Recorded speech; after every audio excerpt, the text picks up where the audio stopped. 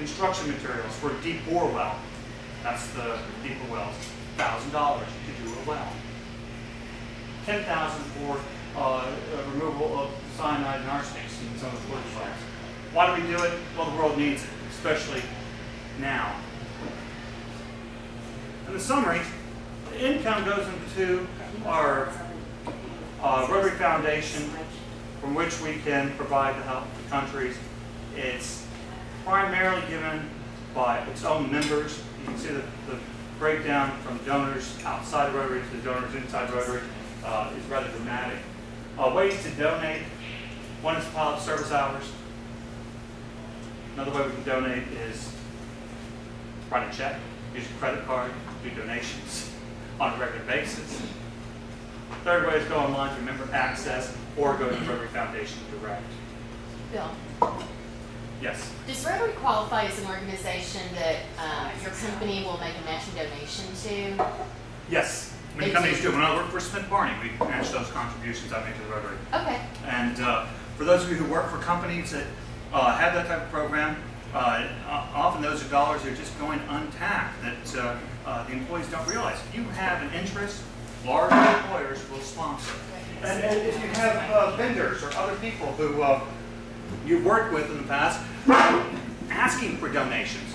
I did some legal work a month or so ago for an individual trying to put together a small business. And they were friends, and they've been friends for a long time. They said, we're going to pay you something. I said, make a check out to Rotary. Well, we did it to the Rotary Main Foundation, but they actually made it to our club. I think it was a $250 check that we got in benefit for our club, and then a $250 check for another program we're working with. So I ask people to make donations on occasion. I think it's a good way to get the donations. I wanted to talk about recognition levels because I think most of y'all here are not as familiar with Rotary recognition for what we do for the foundation. They are asking for each Rotarian every year to make a contribution. Our board of directors for our club voted that for each member that has 100% attendance, we'll send $100 end of the year on behalf of that member. So from your dues, we'll make another $100 contribution. When a person has made a total of $1,000 in contributions, they become a Paul Harris Fellow. Our Harris Society is a bit of a higher contribution than that, but the Paul Harris Fellow is something that I think every one of y'all will become just in the course of being Rotarians over time.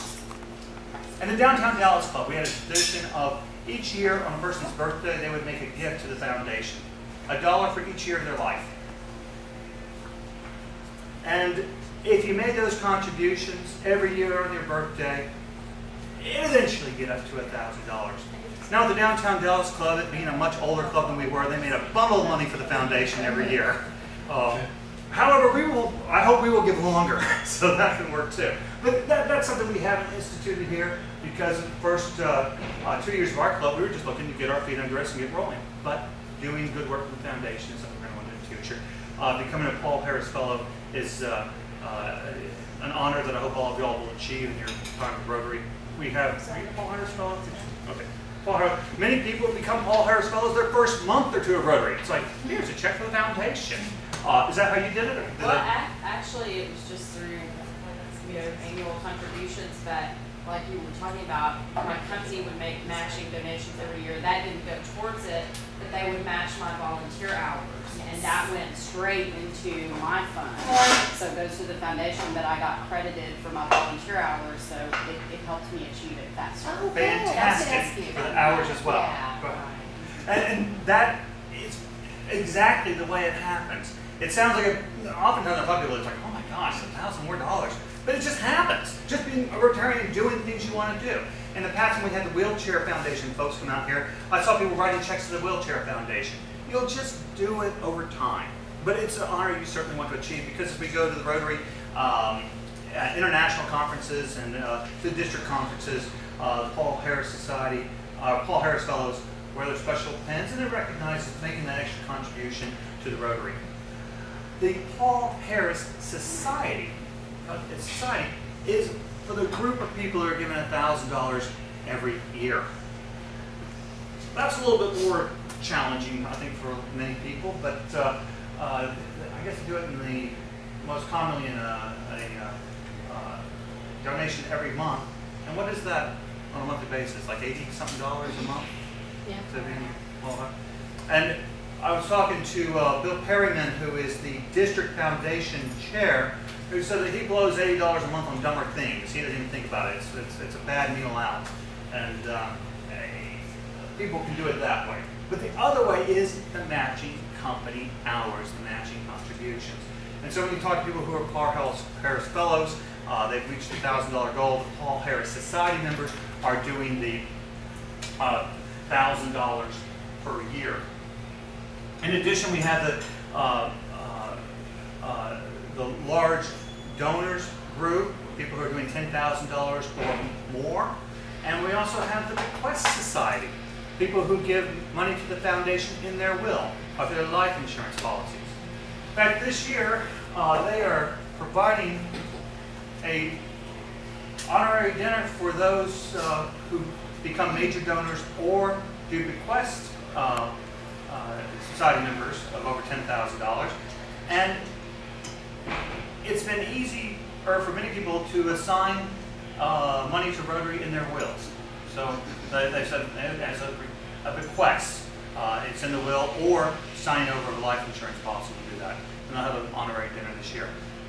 We don't have to raise money ourselves. If you go out and find somebody in the corporate world who will make a major donation, you'll also receive credit for having brought the donation into the Rotary Foundation. But it's not about getting the credit, although I do believe you should recognize people who do the good work. It's about doing the things that are so important. It's about doing the things that some of the videos and presentations we've seen in the past, given by presenters much better than me, obviously, they've all been tear-jerking as we watch people. As we see the whole society spring up where a water well was placed. They say that the children and the women primarily would carry water. And they'd walk 4 hours one direction, carry giant tubs of water, walk 4 hours next direction, and that's their day. And by putting a water well where they can get clean, fresh water, not on the flats of the river where it floods every year, but in the community, the village where they live, the village grows. And suddenly, that time is free and the children are able to go to school. The next year, Rotary comes in and puts them in school. These sewing projects. Then the women are able to do things like create and actually generate an economy for that little village. And the stories we've seen where whole communities have sprung up because the well is there. Because with the well being there, the kids don't have to walk so far to bring the water, so they're able to go to school. And so the well's there and the school's there. And the families want their children to have that opportunity, so they move closer to that village. Rotary's creating villages, and that is the reason I give. Those things are meaningful to me. Or the wheelchair presentation, where we saw the guy who was crawling across the street, only to have Orrin Bain get out of his truck and deliver a wheelchair and say, "This is for you, compliments of Rotary." Seeing people carry their brothers in, and the whole family being freed by a wheelchair is unbelievable. Because the whole family had been carrying a person for years. And a wheelchair seems such like simple, like put some wheels on a chair, do something. But they're barely living. They really have enough to subsist. And the gift of a wheelchair is a gift to the entire family. Those are the stories that are meaningful, and it's not just the stories. A lot of y'all here don't have the excuse that we are 90 and we can't travel anymore. We should be out there doing some of these things, and we'll have plenty of opportunities to make these trips.